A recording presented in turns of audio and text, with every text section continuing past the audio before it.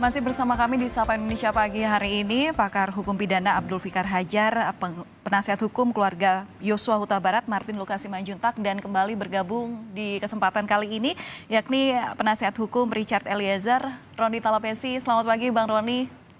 Selamat pagi Mbak Valen, salam sehat, selamat pagi Pak Martin, selamat pagi Pak Abdul Fikar. Iya Bang Roni, ini melanjutkan dialog yang tadi sudah ada di segmen awal ini terkait dengan keterangan Richard Eliezer yang seolah kemarin itu beberapa fakta baru disampaikan, bahkan juga di luar BAP disebutnya. Nah ini seperti apa sih Bang kebenarannya? Ini ya apa yang kemudian membuat seolah kemarin Richard Eliezer itu benar-benar apa ya, dengan percaya dirinya menjelaskan semua yang terjadi. Ini adakah obrolan tersendiri di balik layar kemarin? Iya Mbak Valen, kemarin sebelum melakukan kesaksian saya sampaikan kepada adik kita ini ya, Baradae. Sudah kamu ceritakan semuanya saja, kamu lepas aja. Tidak usah kamu pikirkan yang lain, kamu ceritakan, kamu mengalir saja, ceritakan semuanya. Supaya tidak ada beban, jangan ditutup-tutupi, terus jangan ceritanya. Ceritakan semuanya, saya bilang. Mau pakai bahasa Manado silakan, mau pakai bahasa Indonesia silakan, karena memang kan kalau kemarin kelihatan logatnya kan masih logat kental dari daerah ya. Saya bilang silakan, pokoknya ceritakan semuanya. Ya kami percaya bahwa Richard Eliezer ini sudah sampaikan ya sebenarnya. Juga pun hari Senin, hari Minggu kami yang berdoa bersama-sama, kami sampaikan sudah. Jadi ceritakan saja. Buat kami menjadi melihat bahwa ketika Baradae ini bisa menyampaikan semuanya, ini baik sekali ya. Yang kemarin saya perhatikan sampai hal-hal terkecil juga pun diingat sama Richard Eliezer. Contohnya Mbak Valen terkait dengan patwal ya, sopir yang mengawal dari Magelang ke Jakarta, disampaikan bahwa kan mereka posisinya itu belum makan tuh dari Magelang. Terus dia menyampaikan kepada saudara Daden untuk memesan makan, karena patwal tersebut juga belum makan. Jadi ketika makanan tersebut datang, disampaikan kasih makan dulu nih, patwal dulu. Jadi ini menggambarkan sosok dari Richard Eliezer ini seperti apa. Dia merupakan orang yang peduli, dia merupakan orang yang memikirkan orang lain. Nah, hal seperti ini kan saya yang kemarin disampaikan sampai hal-hal detail ya, hal-hal yang tidak terpikirkan kan oleh kalau kita dari kerangka dari sebuah kronologis ya yang kemarin ya. Tapi semua diceritakan sampai detail. Ada ceritakan juga mengenai sebelum peristiwa Magelang ada peristiwa di rumah Bangka yang di mana di situ ketika saudara PC itu memanggil mereka, suruh bawa senjata laras panjang, kemudian suruh diikutin naik di mobil terus muter-muter di jalan Kemang, kemudian nyampe di rumah Bangka. Di situ ada almarhum, ada saudara Matius, terus ada Putri Candrawati. Mereka masuk ke dalam mereka sampai di rumah Bangka, kemudian Putri Candrawati masuk ke rumah Bangka. Nah di situ almarhum Joshua sampaikan kepada Richard, ini jangan maksudnya obrolan kejadian ini jangan orang banyak tahu ya. Kemudian kan nggak lama ada keluar perempuan menangis, di situ ada namanya Koelben masuk ke dalam rumah. Nah ini menggambarkan situasi bahwa sebelum Magelang itu juga ada kejadian juga gitu. Nah terus setelah kejadian tanggal awal Juni itu baru klien saya sampaikan baru saudara FS ini lebih banyak di rumah Bangka. Kan Ya. sebelumnya ini 1 tahun sebelumnya ini lebih banyak di rumah Sagu, lebih banyak di rumah Bangka.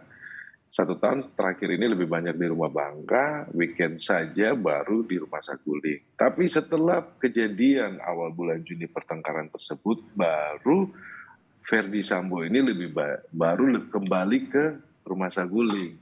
Lebih banyak di rumah Saguling. Nah ini kan menggambarkan situasi terkait dengan apa yang diketahui oleh klien saya ya. Itu yang dia menyampaikan. Jadi ketika hakim, itu kan pertanyaannya dari hakim. Kamu lihat nggak ada kejadian-kejadian aneh? Ada pertengkaran-pertengkaran itu. Baru diingat bahwa disampaikan bahwa awal Juni. Nah inilah sebenarnya situasi yang pengen saya sampaikan ya Mbak Valen. Dan dia memang dari awal kami sampaikan bahwa dia sudah mengaku kesalahannya dia, dia sudah meminta maaf kepada keluarga korban karena rasa empatinya, karena rasa bersalahnya. Kan kemarin hakim juga menanyakan bagaimana rasa bersalahmu. Ya itu disampaikan bahwa rasa bersalah saya karena pertama saya memang bersalah, kedua saya dihantui dengan almarhum. Nah ini kan diceritakan semua yang secara jelas ya. Kemudian disampaikan juga dia sempat berdoa. Ini berdoa ini bukan dia meneguhkan niatnya, tetapi dia berdoa ini karena sudah nggak tahu dia mau minta tolong sama siapa. Oke. Yang menjadi aneh, ini kan ada salah satu saksi yang bernama Agus. Nah sampai saat ini, saudara Agus ini nih hilang di PO.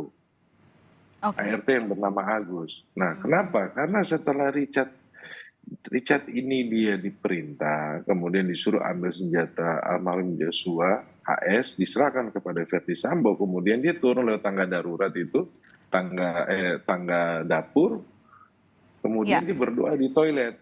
Nah dia berdoa di toilet itu setelah baik. berdoa di toilet dia keluar yang manggil si Richard Eliezer ini adalah Agus. Nah Agus sampai sekarang DPO. Nah ini kan peristiwa pidana jadi diputus. Ya, ya Bang Roni kami sudah dapat poinnya. Bang Pak Fikar, ini dari keterangan yang disampaikan, ini ada fakta-fakta yang di dalam BAP, ada juga yang di luar BAP. Ini nanti bagaimana hakim untuk menimbang mana yang benar Ya, untuk mendapatkan benang merah dari semua kesaksian nanti? ya. KUHAP atau hukum acara kita menjelaskan bahwa keterangan yang benar adalah keterangan yang dikemukakan di muka persidangan. Itu dulu. Itu yang akan Oke. digunakan oleh hakim jadi pertimbangan. Karena itu, ketika ada pernyataan-pernyataan atau kesaksian-kesaksian, saksi-saksi atau terdakwa bahkan umpamanya yang sudah di BAP tapi keterangannya berbeda ketika di depan persidangan, biasanya hakim itu akan mengejar ya apa alasannya berbeda, apa alasannya ada perubahan kalau itu ada perubahan. Ya, dan itu yang akan menjadi pertimbangan dari majelis hakim atau hakim untuk menerima perubahan itu atau sebaliknya gitu ya, atau sebaliknya apakah logis umpamanya. Nah kalau pada waktu yang lalu umpamanya ya ketika eh, dalam tanda kutip polisi kita belum modern ya, pemeriksaan masih banyak pakai fisik gitu. Nah itu seringkali terjadi itu. Saya di BAP bilang begini karena saya dipaksa atau dipukuli umpamanya. Nah sekarang kan itu hampir tidak pernah terjadi lagi ya, karena kehadiran penasihat hukum baik bagi tersangka maupun saksi sekarang boleh-boleh saja terbuka gitu, bahkan pada tingkat penyidikan. Nah karena itu menurut saya keterangan yang diberikan di persidangan lah yang akan menjadi pertimbangan sepenuhnya oleh hakim, ya, oleh hakim bagi putusan-putusan yang akan dijatuhkan. Begitu, Mbak. Pak Fikar, seperti yang tadi sempat saya sampaikan sebelum kombrek begitu ya, apakah dengan kesaksian-kesaksian yang sudah diberikan oleh Eliezer saat sidang kemarin ini sudah memenuhi kewajibannya sebagai sosok justice kolaborator? Iya, konsekuensi dari justice kolaborator adalah kan kalau mau itu kan ada 3 ya. Yang pertama dia harus membuka peristiwa seterang-terangnya, sejujur-jujurnya. Itu satu. Yang kedua, konsekuensi dari itu dia akan mendapatkan kompensasi baik di penuntutan maupun di hukuman gitu. Nah, saya kira karena jaminan itu, terutama jaminan dituntut lebih rendah dari yang lain atau akan dihukum menerima pengurangan penghukuman, maka konsekuensinya dia harus tidak takut, harus dengan secara jujur mengemukakan apa yang harus dikemukakan sesuai dengan realitas atau kenyataan yang benar-benar terjadi. Nah itu yang konsekuensi dari justice kolaborator. Saya kira RE ini sudah mengarah ke sana. Maksud saya karena ada jaminan itu, kemudian dia menyatakan yang sebenarnya. Karena itu kemudian ada peristiwa-peristiwa yang belum terakomodir di dalam BAP. Gitu. Jadi ada informasi-informasi yang sesungguhnya penting gitu ya, tetapi ketika di BAP itu belum muncul gitu. Nah, muncullah sekarang di pengadilan. Nah, saya kira itu juga bagian dari pengaruh jaminan dari justice kolaborator itu ya. Kemudian RE ini mengungkapkan yang sejujur-jujurnya dari realitas yang dia alami. Saya kira begitu, Mbak. Oke, Bang Martin, dengan sejumlah keterangan yang disampaikan sidang kemarin, apakah sudah apakah keterangan yang diberikan ini sudah cukup menguntungkan klien Anda? Saya pikir ya, satu yang bisa kita pastikan bahwa Eliezer ya selaku justice kolaborator sudah konsisten dan sudah melakukan apa yang dia sampaikan ketika ketika diperiksa saksi-saksi keluarga, ya itu yang paling penting menurut saya. Nah, dan materinya yang disampaikan itu semakin membuat perkara ini terang, ya khususnya terhadap konstruksi pasal 340 tadi sesuai dengan yang sampaikan itu terjadi ya sudah terjadi sebelum disaguling ya bahkan sudah ada rencana ataupun niat jahat untuk melakukan tersebut melalui Ricky Rizal ya yang ingin menabrakkan mobil ke sisi kiri ya walaupun Ricky Rizal dalam kesempatan yang lain pernah mengatakan kalau saya tahu Joshua mau dibunuh katanya saya akan suruh dia pergi. Ternyata terbukti lain ini, lain di bibir, lain di hati, lain di pikiran. Ternyata jahat juga dia ini ya. Nah, tapi saya tertarik ya, Mbak Valen, agar saya tidak mengulang. Saya sebenarnya tertarik, siapa sih Elben ini? Kenapa dia bisa hadir ketika Verdi Sambo ya sedang bersama dengan perempuan dan digepin oleh istrinya di Jalan Bangka? Apakah Elben ini seorang PIMP? Ya, kalau anak gaul pasti tahu apa yang saya maksud itu PIMP. Nah, apakah si Elben ini menjadi saksi? Ini harus diperiksa. Ya, jangan di depan persidangan kelihatannya akur-akur saja, ternyata di belakang itu mereka nggak akur gitu loh.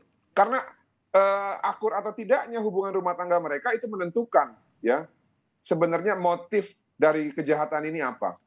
Ya, karena jangan sampai mereka mengaburkan fakta dengan berlagak seakan-akan harmonis, padahal tidak. Karena yang kami dengar sama dengan yang disampaikan oleh Richard Eliezer, bahkan sumbernya A1 dari Rohaniawan, yang disampaikan kepada orang-orang tertentu bahwa hubungan mereka selama 1 tahun ini ya sedang tidak baik-baik saja. Demikian, terima kasih. Oke, terkait dengan pernyataan kemarin bahkan Majelis Hakim ini sempat menanyakan kepada Richard Eliezer, apakah kesaksian Anda dapat dipertanggungjawabkan? Nah ini bagaimana, Bang Roni, untuk menjawab keyakinan dari Majelis Hakim? Iya, Mbak, bahwa hakim sebelum membuka persidangan, hakim menyampaikan, saudara saksi adalah orang yang membuka kotak Pandora. Dan saudara saksi dilindungi oleh undang-undang karena ada LPSK. Itu saya merinding itu dengar seperti itu. Kemudian hakim menyampaikan, tolong katakan yang sejujur-jujurnya. Kemudian Richard Eliezer bersaksi lah.